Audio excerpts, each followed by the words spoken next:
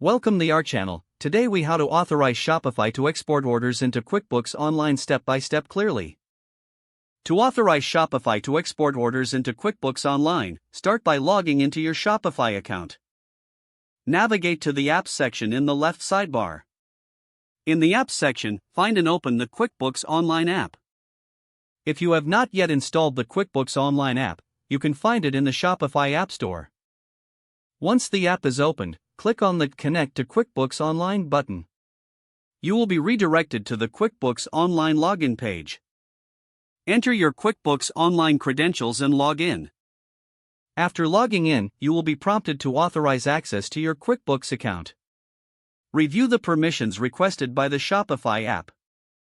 If everything looks good, click on the Authorize button. You will then be redirected back to your Shopify dashboard. Here, confirm that the integration was successful. If there are any error messages, follow the prompts to troubleshoot the issues. Once authorization is complete, navigate back to the QuickBooks Online app in Shopify. Set up your export preferences according to your business needs. Choose how often you want orders to be exported to QuickBooks. You can select to export orders daily, weekly, or as they come in. Make sure to map your Shopify fields to the correct QuickBooks fields.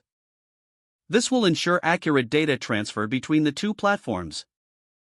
After mapping, save your settings. Now, your Shopify store is authorized to export orders into QuickBooks Online seamlessly. Test the integration by making a dummy order in your Shopify store. Check QuickBooks Online to see if the order appears correctly. If successful, your integration is set up and ready to use. If the page does not load, refresh the browser or try again in a private or incognito window. Make sure you are using the correct email address, then retype it carefully to avoid small typos.